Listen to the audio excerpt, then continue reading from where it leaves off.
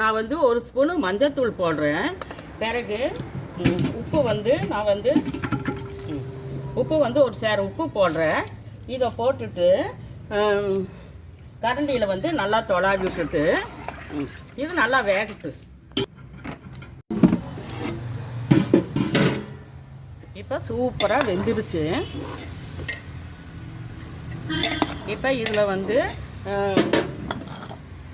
வந்து கொத்தமல்லி தழையை தூவிக்கலாம். அப்புறம் நான் குடமிளகா வாங்கியிருக்கிறேன், அதையும் சேர்த்து நம்ம தூவிக்கலாம்.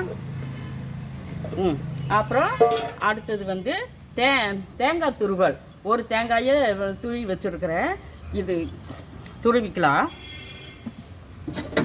இது கிட்டத்தட்ட ஒரு 50 பேர் சாப்பிடலாம். இது கொண்டு போய் நாங்கள் கிராமத்தில் கொண்டு போய் நாங்கள் சின்ன பிள்ளைகளுக்கு பெரியவங்களுக்கு எல்லாத்துக்கும் நாங்கள் வந்து பரிமாற போகிறோம். ஃப்ரெண்ட்ஸ், இதே மாதிரி நீங்களும் சுண்டல் மசாலா செய்ங்க. பாய்.